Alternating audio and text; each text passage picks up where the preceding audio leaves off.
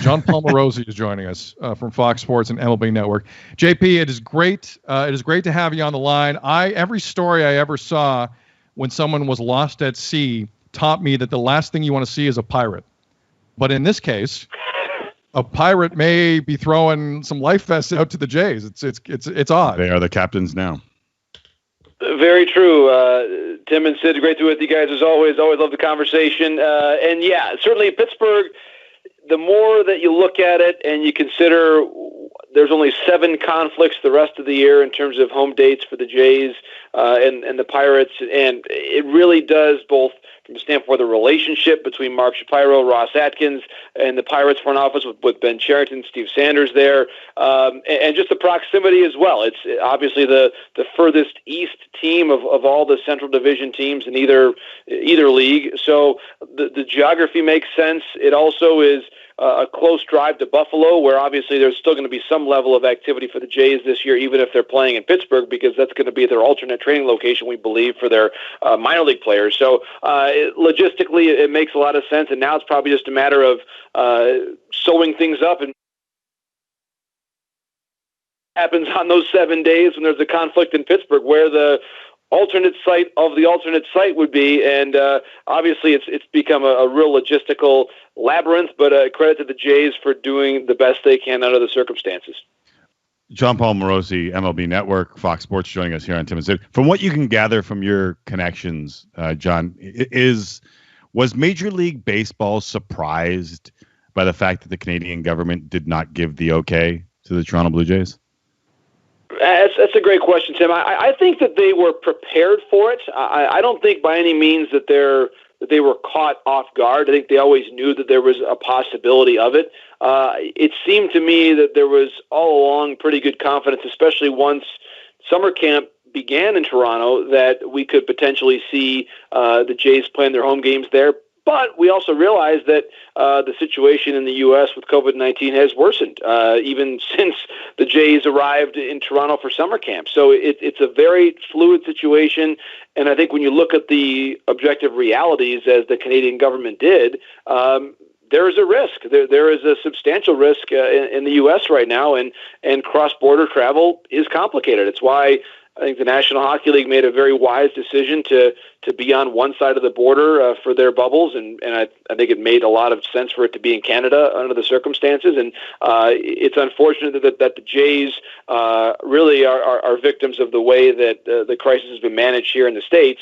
But that's where they're at right now, and I think that MLB did a pretty good job of building in some contingencies, and I think in general the Jays will have major league caliber facilities to play at. That's just a question of how many logistical hoops they must go through to get from there to here.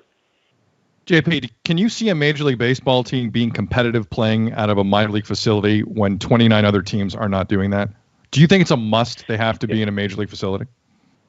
Well, it's a great point. And I think to me, the Jays are at a spot where they can compete this year, not just because of the randomness of a 60-game season, but they've got a good team. And I think especially in a 60-game season, because of where they're at with the youth that they have, I think young teams, there's probably a sweet spot of age, and I think the Jays are at it, where you've got the right mix of veterans and young players.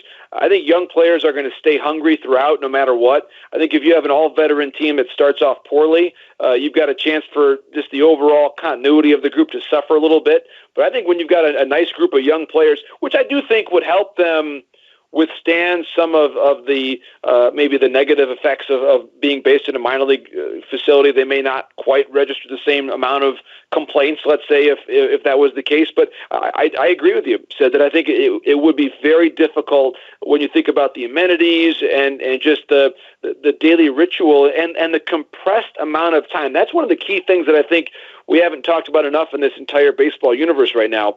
You don't get as much time at the ballpark as you used to.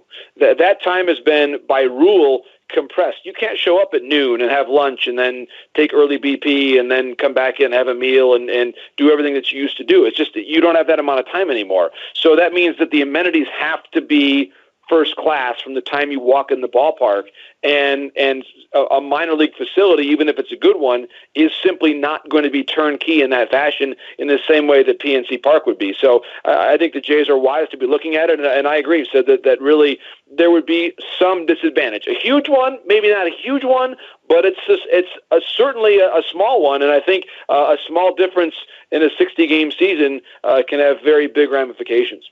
Does that alter the way you look at the AL East or whatever we're calling this year?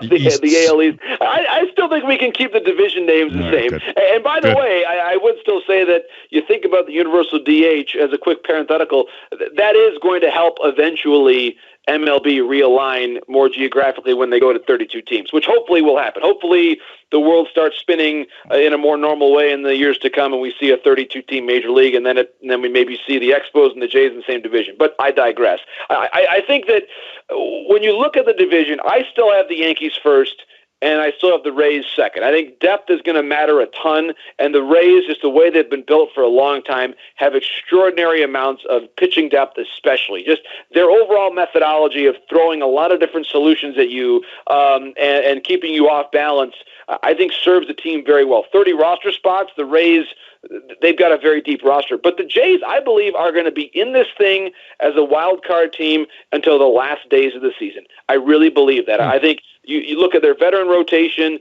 Ryu getting the ball opening day. Of course, he pitched opening day last year for the Dodgers. We know what a stacked rotation that was. That tells you all you need to know about how good Ryu can be. And I just think this is a team. You've got a reliable closer in Giles, who has, I think, made a lot of strides in the last year or so.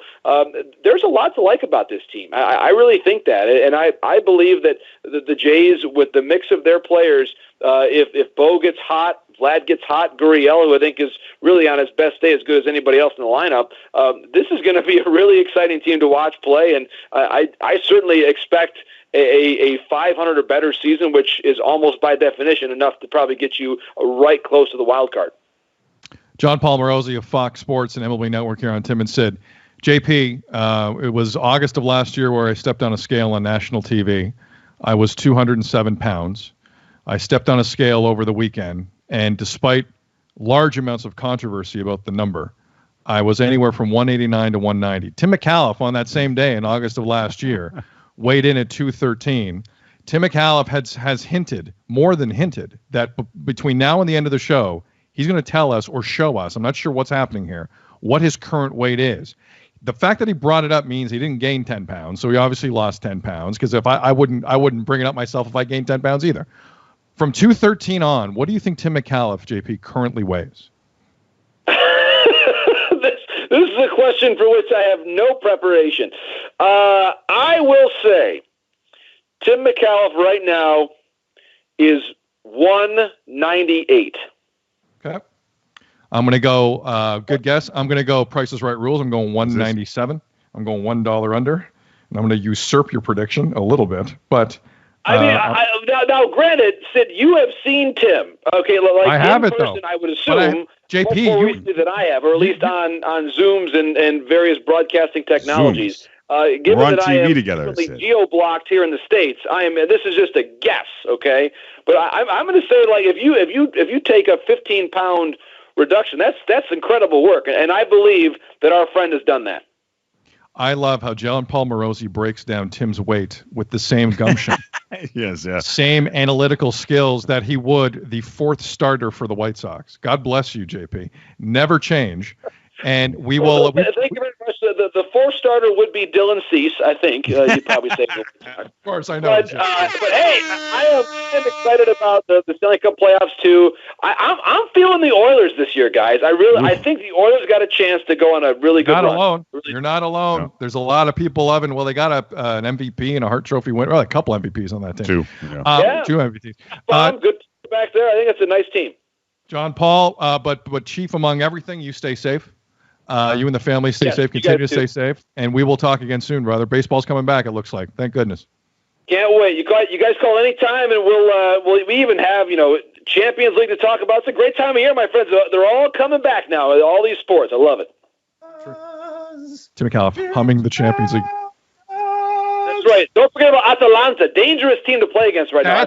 That's my dad's team. Everyone I know watches Atalanta player like that's my squad. Go beat PSG in the quarterfinals. I'm either taking Atalanta or Bergamo. Beautiful place. Love it. Beautiful. And so I'm either on Atalanta's side or I want to see Alphonso Davies and Bayern just roll and lift the Champions League final. As a Canadian soccer fan, I'd love to see that. But again, crazy times ahead, JP. You're right as usual. Let's talk again soon, brother. Take care.